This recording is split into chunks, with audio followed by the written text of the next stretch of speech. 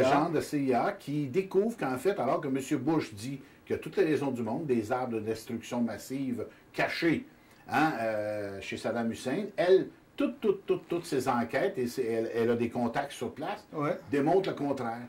Alors là, ce qu'elle veut révéler à tout le monde, la supercherie, qu'est-ce que vous pensez qu'il va lui arriver? Il y a une espèce de bureaucrate. Et son mari aussi, interprété par Sean Penn. Alors, on ne veut pas tout révéler, mais vous allez voir comment le gouvernement américain va s'organiser pour magouiller. C'est une histoire vraie. Ah oui. Valerie Plame a publié un livre. Valerie Plame. Et moi, j'ai beaucoup aimé le rôle de... c'est Naomi Watts qui joue le rôle de Valerie Plame. Et je trouve je les ai trouvés crédibles. Je trouve qu'ils font un super couple ensemble à l'écran. Naomi Watts, c'était pas la première fois.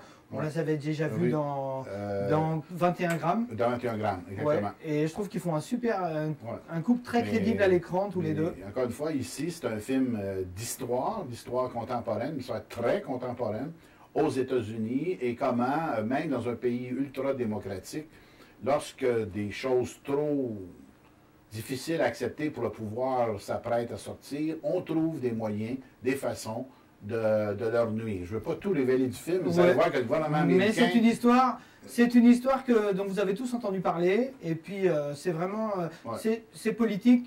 C'est politique, ça va avoir c'est une enquête. Mais c'est un film hollywoodien, c'est-à-dire que c'est un film où l'histoire d'amour dans le couple finit par prendre une grande place. Peut-être au détriment de l'histoire politique un peu, mais en tant que spectateur, c'est une façon de nous attraper. Toi qui es favorable au cinéma de divertissement, alors donc ici, le divertissement, on s'ennuie pas. Il vient de cette belle histoire d'amour du couple. Non, moi c'était plutôt le fait qu'on... Le couple est travaillé, tiraillé par ses engagements politiques, et c'est à travers le couple qu'on arrive un peu à... Ben moi, c'est pas tellement l'histoire du couple qui m'a le plus diverti, qui m'a le plus intéressé. Moi, c'est un peu l'intimité, parce que faut dire, ça raconte l'histoire de l'agent de la CIA qui a été mise à jour, quoi. Ça raconte un peu l'intimité d'un agent de la CIA, de quelqu'un qui... Et j'ai trouvé que c'était très crédible, et puis de s'apercevoir qu'est-ce que c'est que vraiment qu'un agent de la CIA. C'est pas quelqu'un avec un pistolet à silencieux. C'est vraiment très intéressant. Quelqu'un qui mène des enquêtes sur le terrain, qui a plein de contacts, et d'ailleurs, vous allez voir dans le film, un des problèmes, c'est qu'à partir du moment où ils vont éventer ses sources, ben là, ceci va créer énormément de problèmes pour des gens qui avaient accepté en Irak, enfin dans différents pays, de parler, alors qu'ils sont sous menace constante. Et non, c'est un film qui a une dimension, encore une fois, véridique, historique, intéressante, mais le divertissement. Le divertissement, monsieur Nicolas. Bon, voilà, alors, mais ça reste de l'art. Non, pas de l'art. C'est pas de l'art, c'est du divertissement. Mais c'est un bon divertissement. Voilà. Alors donc, notre prochain film, monsieur. Le prochain film est un divertissement. Oui. Puisqu'il s'agit du dernier film de Woody Allen. Woody Allen, oui, voilà. Qui s'appelle déjà... le titre est en anglais, j'ai eu beaucoup de mal à le retrouver.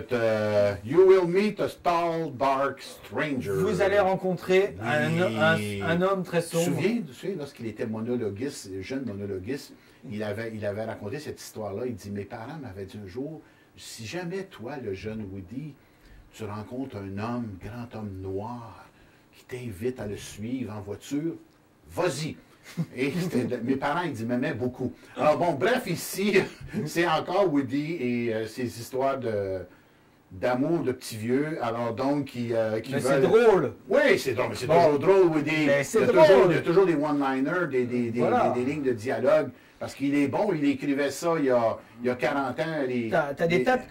Tous les mois, tu as des tas de 70 soi-disant comédies qui sortent en DVD, et puis tu les regardes, tu ris pas une seule fois. Un film de Woody Allen, au moins, tu t'accroches quelques moments et quelques petites répliques qui sont bien senties. Au moins, c'est drôle. Non, mais c'est parce que Woody vieillit, comme on parlera de Clint Eastwood tantôt, Woody vieillit assez bien, mais lui, le thème, on pourrait appeler de l'usure du temps, des ravages du fait qu'à un moment donné, à un certain âge, tu ne peux plus vivre l'amour de la même façon. Ben, c'est un de ces thèmes. Je trouvais que c'était un beau thème, et j'ai beaucoup aimé le personnage d'Anthony Hopkins, qui doute toujours des...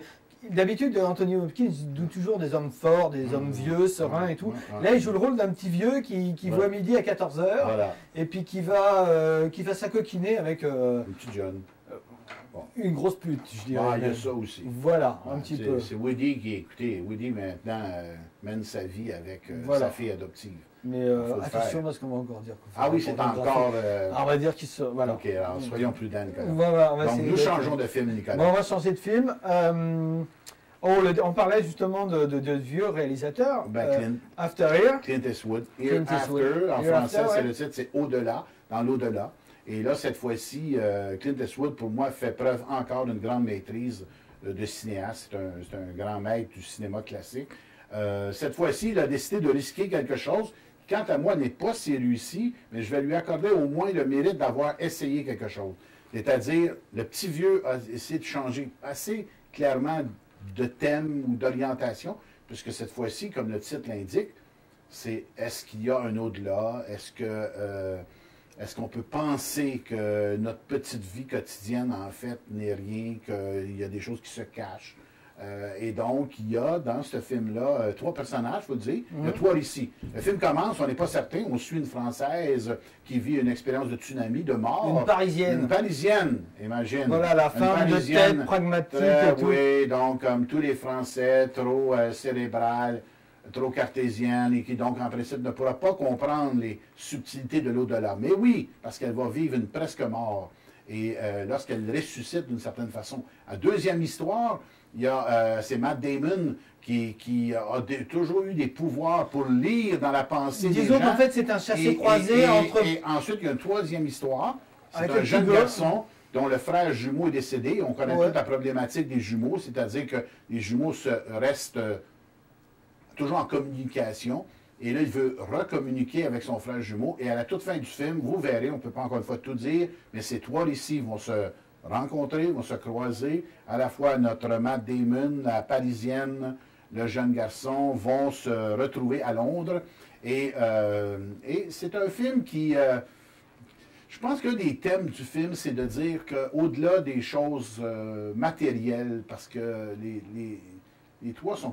Il y a quelque chose de plus que le matériel. Il y a peut-être quelque chose comme une âme qui existe. Il y a peut-être quelque chose comme une spiritualité qui existe. Ben, moi, ce que j'ai aimé dans ce film, c'est que moi, je suis un fan de Clint Eastwood, mais c'est toujours un homme très pragmatique, qui a toujours des histoires simples, mais vraiment très bien menées. Et aussi des histoires d'hommes, avec beaucoup de finesse. Des films de gars et... Avec beaucoup de finesse. Et puis là, tout d'un coup, il s'attaque à quelque chose de différent, mais il l'attaque avec beaucoup de finesse aussi. Oui, oui. Et moi, ce que j'ai beaucoup aimé, c'est que le personnage de Cécile de France... Oui, la Parisienne. Voilà, la Parisienne, c'est vraiment des personnages, quand vous allumez la télé, en France, vous avez toujours des intervenantes dans les émissions, un peu comme ça, qui sont des femmes, des battantes, des femmes de tête et tout, qui sont pragmatiques, n'allez pas leur parler de l'au-delà, ils vont vous rironner, quoi. Ouais. Et puis là, tout d'un coup, il y a, je dirais, ce personnage-là, il tombe suite à...